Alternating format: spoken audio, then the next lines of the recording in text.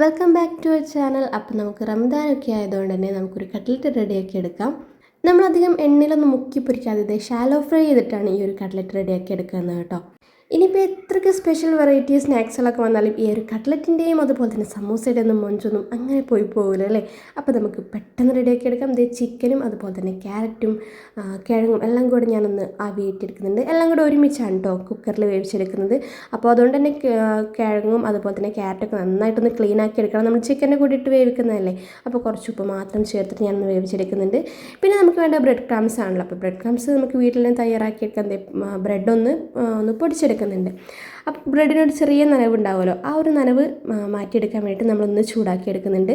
ചൂടാക്കി എടുക്കുമ്പോൾ ശ്രദ്ധിക്കേണ്ടതെന്ന് വെച്ചാൽ ഒരുപാട് തീയിലൊന്നും ഹൈ ഫ്ലെയിമിലിട്ടരുത്, ഭയങ്കര ലോ ആയിട്ട് ഇട്ടിട്ട് വേണം നമുക്കിതൊന്ന് ചൂടാക്കി എടുക്കാൻ വേണ്ടിയിട്ട്. കുറച്ച് സമയം എടുക്കുമ്പോൾ ഇതുപോലെ ഇങ്ങനെ മുരിഞ്ഞ് വരും കേട്ടോ. അപ്പം ഇതാണ് ഇതിൻ്റെ ഒരു പാകം എന്ന് പറയുന്നത്. പിന്നെ പെട്ടെന്ന് തന്നെ ആ ഒരു പാത്രത്തിൽ നിന്ന് മാറ്റി, അല്ലെങ്കിൽ അതിൽ തന്നെ ഇരുന്നിട്ട് കരിയാനുള്ള ചാൻസ് ഉണ്ട്. അപ്പോൾ ഇതൊക്കെ ഒന്ന് വെന്തിട്ടുണ്ട്. അപ്പോൾ നമുക്കിനി സവാള വഴറ്റിയെടുക്കാം. സവാള നന്നായിട്ടൊന്ന് വഴറ്റിയെടുക്കണേ.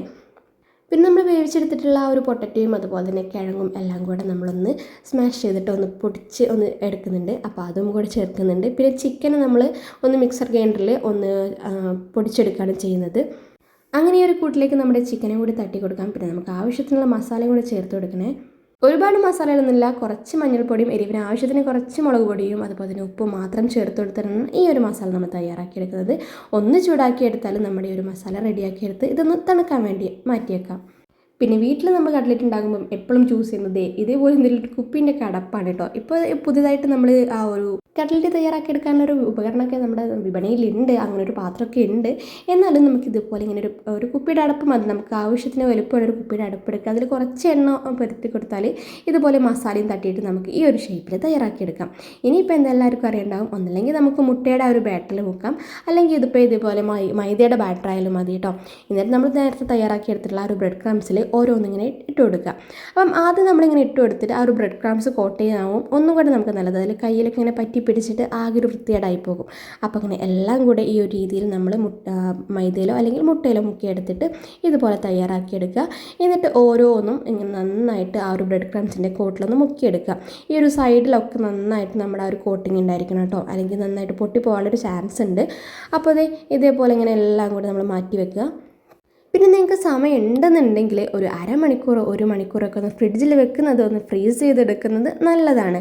അങ്ങനെയാണെങ്കിൽ അധികം ഓയിലൊന്നും കുടിക്കാതെ പൊട്ടിപ്പോകുന്നും ചെയ്യാതെ നമുക്ക് പെട്ടെന്ന് തന്നെ ഇത് എണ്ണയിൽ പൊരിച്ചെടുക്കാൻ പറ്റും.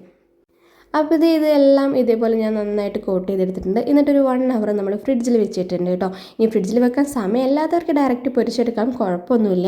അപ്പോൾ ഇതിങ്ങനെ വെച്ചതിന് ശേഷം ഞാനിങ്ങനെ ലെയറായിട്ട് എടുത്ത് വെച്ചതായിരുന്നു. അങ്ങനെ അത് നമ്മുടെ കുറച്ച് എണ്ണയിൽ നമ്മൾ മീനൊക്കെ പൊരിച്ചെടുക്കുമല്ലോ, അതേപോലെ നമ്മൾ കുറച്ച് എണ്ണയിൽ മാത്രമായിട്ടൊന്ന് പൊരിച്ചെടുക്കുന്നുണ്ട്.